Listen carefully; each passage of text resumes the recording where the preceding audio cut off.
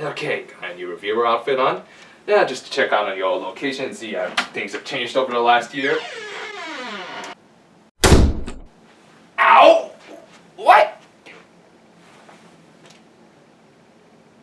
What? Why is there a brick wall here? Yeah, and I think we'll also need a little bit more steel plating if possible. Say, you don't think the ad-man will mind us blocking off this entrance like this, dude? Yeah, I'm sure he'll understand. We gotta be ready for when we make our next video after all. But doesn't he need to make more videos too, dude? He'll figure something out. Oh well, just have to do the review from my living room. But first, gotta gather up some material.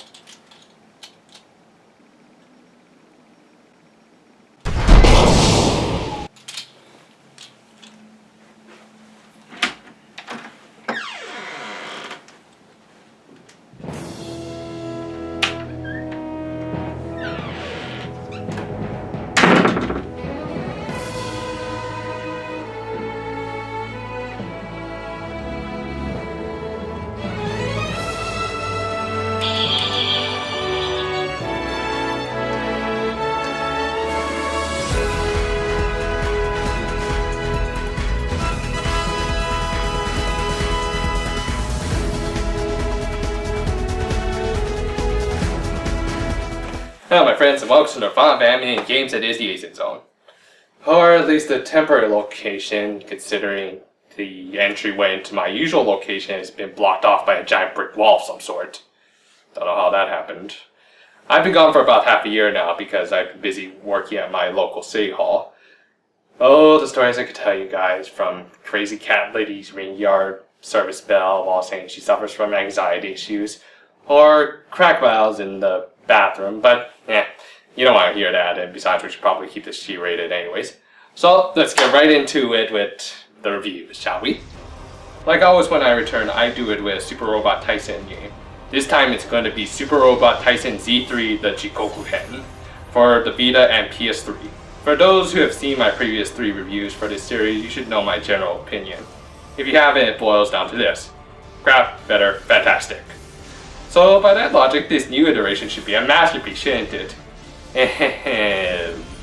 Yeah, let's talk about the graphics and sound first, shall we?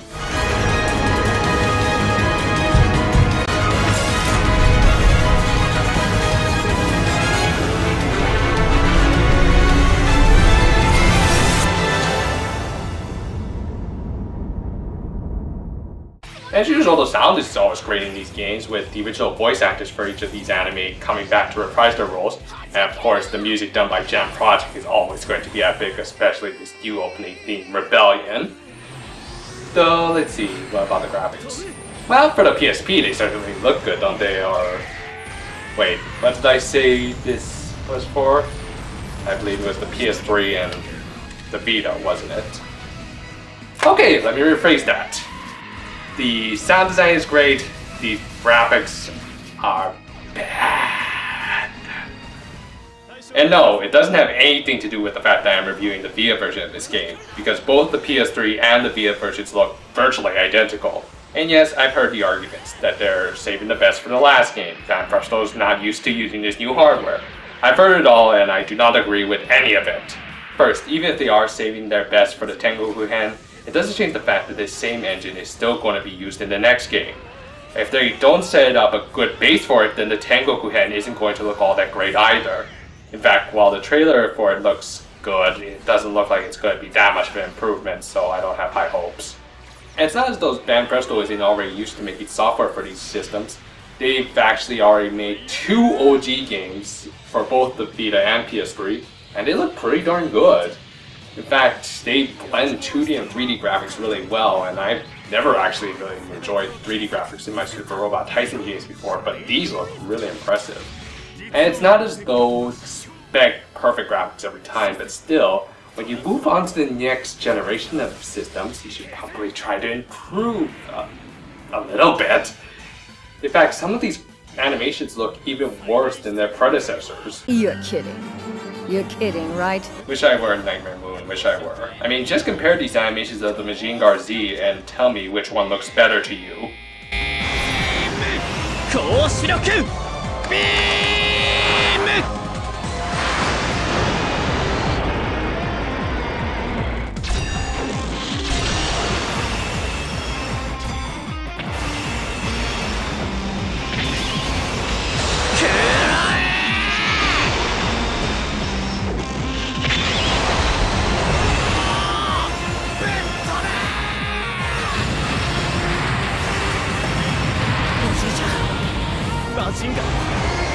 マジンガーフルパワーだどうだこれが高視力の Now, granted, there are good animations, especially for the series new to the Z line, but most of the previous series ended up taking a backseat, which is a big negative in my books. The worst offender of it all definitely is the maps in this game, which they look like they directly took them out from the Z2 games. Alright, I can forgive the downgrade that they had to do with Z1 to Z2 in regards to the maps, because it was going from the PS2 to the PSP, but why in God's name did the next-gen consoles port these maps over? I mean really, just imagine seeing this kind of stuff on your HD TV. I really hate bashing on a game series that I really like this, but this is just inexcusable.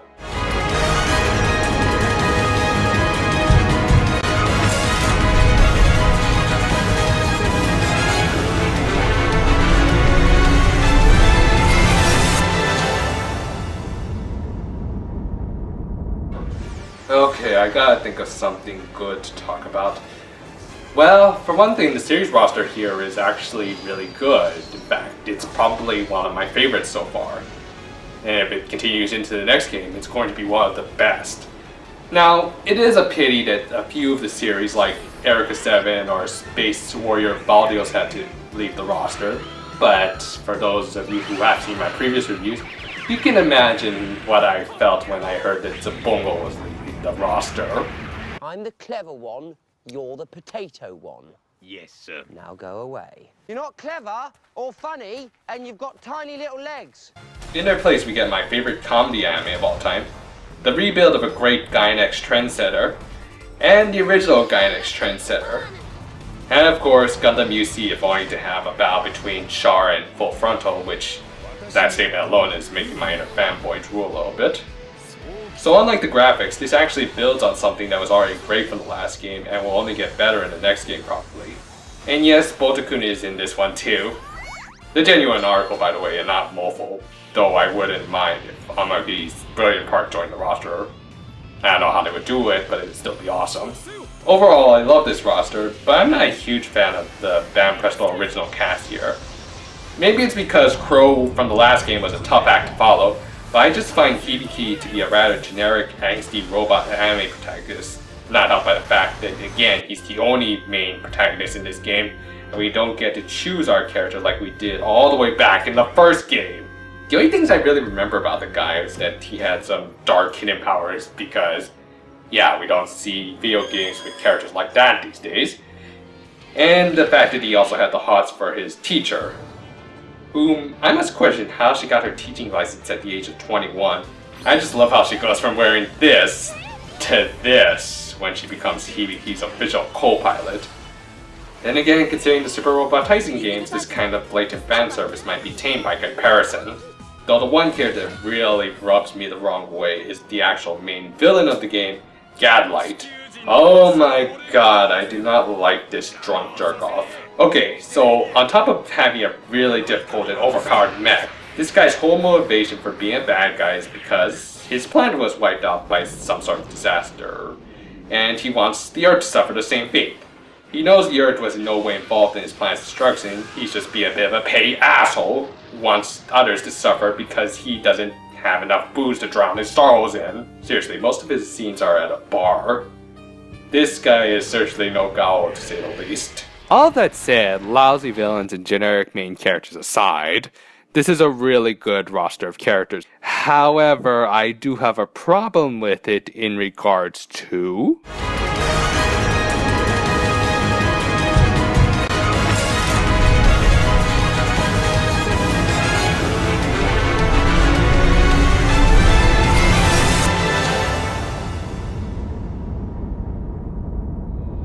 This game feels like it should be more epic than it actually is, but they make some really stupid story choices, such as having Full Metal Panic and Aquarian A-Ball get kind of the shaft by rushing through their storylines in this one. I don't know, I just think it would have been better if they saved their final battles for the next game in this line. And yes, I know Full Metal Panic is going to start using stuff from their original light novels, which I think is awesome. But, and heads up from now until this time. Spoilers! Okay, get this. Gates survives the final battle of the second raid in this game. What the fudge pickle? Yeah, I don't get it either. Just 2 stages after the recreation of this scene,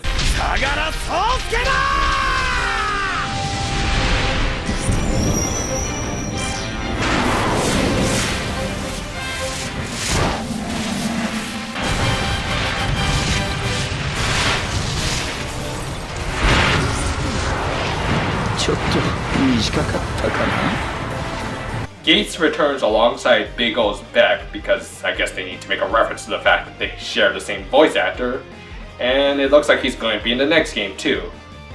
Okay, I must ask, what was the point of going through the final battle of the second raid if the main villain of that show is still alive? In fact, not just Gates, freaking Garon is still alive at the end of this game. Yeah, there goes all that stuff, one point to die by Sosuke's hand before the cancer gets him. But the worst offender of the bunch is definitely this game's treatment of Gren Lagann. Not only do we have a repeat of the Nia being kidnapped and brainwashed subplot from the last game, we also have the ultimate insult to a lot of Gren Lagann fans, which I'll discuss in the closing thoughts of this game. It's just a good thing I always got rid of the anti-man by sending him a little email and sending him off to a place where not even his near omnipotence can hear my voice. Oh, sorry. Oh, pardon me. Sorry to bother you, but can you point out where the animate store is? This being polite thing is a killer. You do know you could just snap your fingers and wipe out this little crowd, right? What? And ruin a perfectly good event like this? That'd just be rude. Besides, if it's to get a Bonta-kun plushie, it's all worth it. Yeah, those open street days can be total chaos. Oh, and in case you're wondering how I learned about him loving Bonta-kun and all that, I learned it from this game actually, which leads me into another problem. When Bonta-kun first appeared in Super Robot Taisen W, I thought he was integrated fairly well to the point where I had a bit of a fangasm over it. Here, however, while I still like him, I do feel like they overplay him a bit much. In fact, they overplayed a lot of the comedy from FMP a bit too much. Again, I love this anime series, especially Fumofu, but you know, there's a time and place for everything, and we're kind of 4 games into a massive conflict. I don't think worrying about training a wimpy rugby team or chasing down a pervert obsessed with ponytails should take priority. At least in W, they were able to cleverly work it into the bigger conflicts by having stuff like the ponytail guy getting turned into the horse enemy mech from Gal Gaigar. Here, he runs into some random beastmen who mistake him for one of their own, and then they end up going into a fight with the heroes. And it has absolutely no bearing on the plot. Yeah, there's a word for this kind of stuff. It pretty much plagues every shonen anime. What was it again? Oh yeah, that. These rather forced events take place 3 times over the course of the game, and in each case it's a 1-stage route split with maps that are virtually identical to the other. Half-assed much? Now granted, there are good route splits, like always, that make multiple playthroughs worth it, along with a route that gives you a lot of extra goodies, much like this Exodus route from the last game, which, according to this game, is not canon. Oh, thanks a lot, Z3. Now my Doctor Who clip is completely worthless. This game just doesn't feel like that much of an actual crossover with these shows. It feels more like recreations of the shows with some guest stars from other anime. Without the ability to change important plot points like in the last game with Code Geass' ending, which again is not canon anymore, thank you very much, it just doesn't feel like it's worth my time.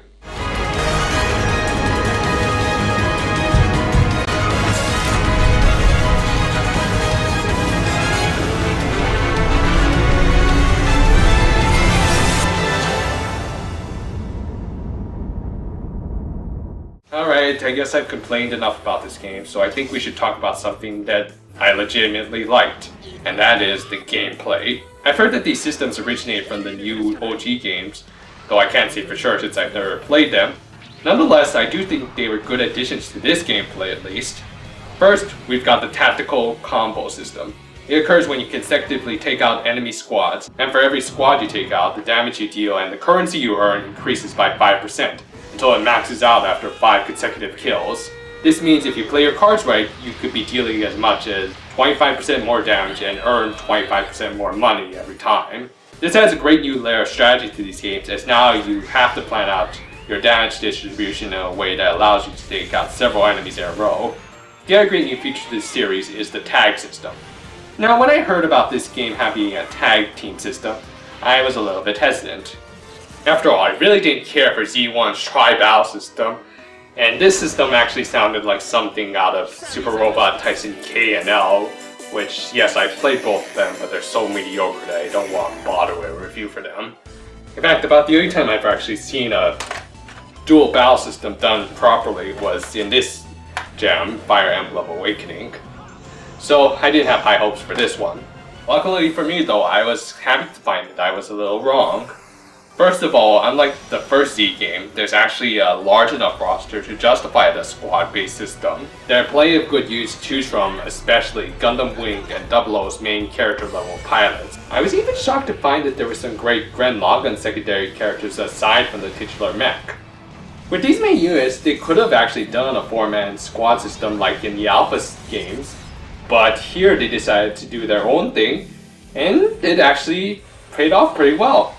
You see, in this game, if you have a tag partner, and yes, that's the term they use, apparently the SRT games have become WWE, not only can the two units attack a single or both members of an opposing team in a fashion similar to games that will not go mentioned, but they also have access to what are called tag commands. After your team defeats enough enemies or levels up, they can activate a special command that takes effect as long as you defeat the next opponent. These commands range from giving you more points to buy new skills, more currency to buy new parts, charge up your SP to perform regular spirit commands, or perform a powered up combination attack called the Maximum Break.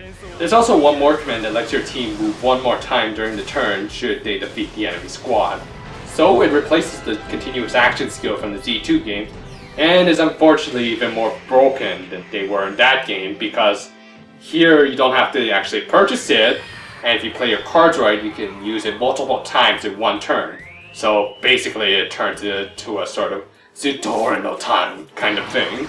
Yeah, as much as I do want to compliment the new systems in this game, I do have to bring up the fact that putting both of them in one game kind of breaks it to the point that this was probably the easiest Super Robot Taisen game I've ever played. Not helped by the fact that the full upgrade bonuses from the last game have been downgraded to 50% upgrade bonuses. Yeah, you only have to upgrade all of your mech stats to 50% in order to unlock a special bonus. It's almost amazing how this is the polar opposite of the first game, where the unbalanced difficulty curve led to some frustrating experiences, whereas here it's a little bit of a cakewalk. Now, I won't harp on it too much because I prefer a cakewalk against a hair-pulling session, but still I hope that in the next game they can balance out the difficulty a little bit better.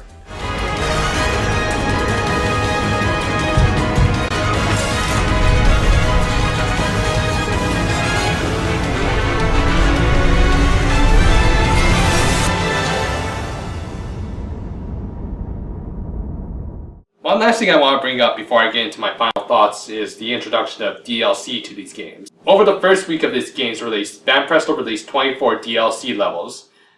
First editions of this game came with a promo code that you could use to download a free DLC stage, and there was also another free DLC stage on the Japanese PSN store. Having played both of them, I can safely say it wasn't worth the trouble of creating a Japanese PSN account. Now, I won't say that they're as bad as other DLC out there, like say something out of Capcom or... Oh crap, did I just spam out Capcom YouTube video? Aw, shoot. Okay, let's try that again. I mean, it's not as bad as, say, DLC from other companies, but it really doesn't add to the experience all that much. Personally, I've never been a huge fan of DLC. In fact, pretty much the only one I can recall buying was for Disgaea 4. In that game, they introduced rather lengthy DLCs that expanded the lore and provided some great character development for the game, and even rewarded you with new characters after you completed them. Here, the DLC are the length of a regular stage, and they don't add much to the story based on the synopses I've read, and they only reward you with parts that you could easily get in-game without having to actually spend any real money to get the DLC. Worst of all, you can't even use your actual in-game characters. The DLC stages have all of your characters preset to specific levels and stats, meaning that you have to play the way the creators want you to play it for the most part. Now granted, the DLC were priced reasonably at about 100 yen to 200 yen, or about $1 or $2, but I'm willing to bet they only priced it like that so that they could tempt people with loose grips on their wallets to shell out the cash.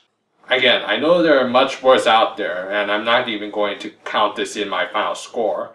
After all, at least it doesn't really feel like they purposely snipped off portions of this game, like stuff from certain other companies. But I do have to wonder if the production of these DLC took away from the development of other important aspects like the graphics, or working out the gameplay.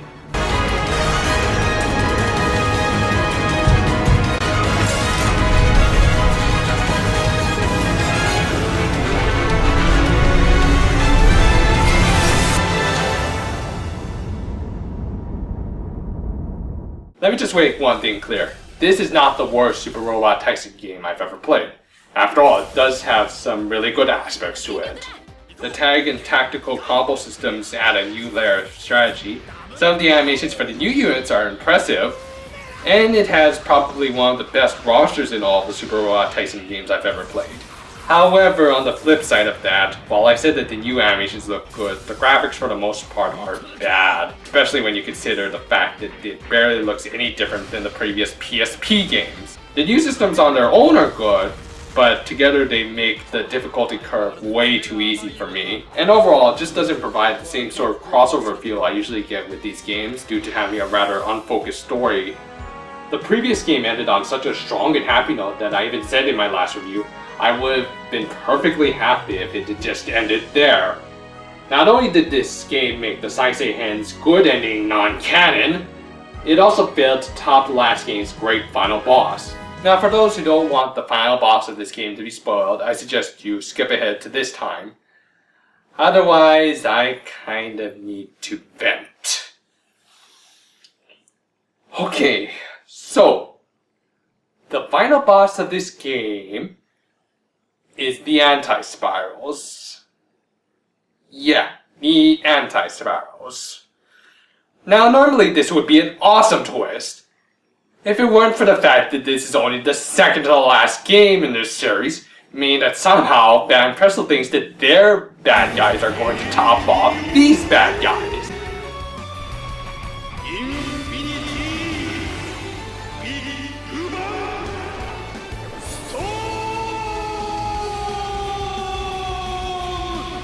Now, I'll admit, maybe I do have a bit of a bias, me being a huge Gren Lagann fan and everything, but just hear me out here, folks. Throughout the Z2 games, the anti-spirals are built up as this big, dominant force. Come this game, they make it clear to those who have never seen Gren Lagann that that is definitely the case, and infinitely more. Why? Because pretty much they have dominion over the whole damn universe. I mean, it's like building up this big battle with, say, like a massive dragon, only to have it killed off early and then move on to another battle that had little to no build up to it and... never mind. Anyway, in order to fight the anti-spirals, the heroes of this game have to use the power of the spiral to make their mechs grow to galaxy size in order to fight them. So, we've got a final boss fight where a bunch of anime heroes come together, make their mechs grow to galaxy size, including Bonta-kun. There's a galaxy-sized Bonta-kun in this game, and the final fight looks like...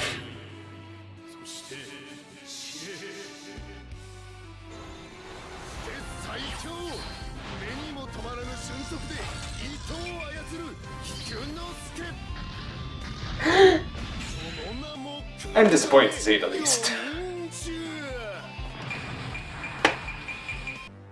And yet there's one more really bad aspect about this game that I need to bring up. And that's the fact that, as it turns out, the final boss, who I just kind of ranted about, wasn't the actual final guy you take on in this game. Yeah, there's actually one more stage during the epilogue of this game that is just some overextended sequel bait for the next game. Let me say that again. The final stage of this game is a pure, bona fide sequel baiting. No! No! At least in Jigoku-hen, the sequel bait came after a nice epilogue that could be ignored, as the game itself felt very self-contained. To me, this is the worst kind of sequel baiting. In fact, it might be the worst sequel baiting I've ever seen in my entire life. So overall, I can only give this game 2.5 broken promises. I lied. Out of 5. I really do not have high expectations for the next installment in this series. But still, I will play and review it because I'm a bit of a completionist. And more importantly, I want to do it for you guys, to give you guys a full review. And this was quite the return for me, wasn't it? You know what? I enjoyed doing it. Even if the game is a little bit half-assed, I'm still going to be doing these videos for you guys because it's fun for me, and I hope you guys have fun watching it. So, you know what? For now, see you guys next time on the new Taisen Zone.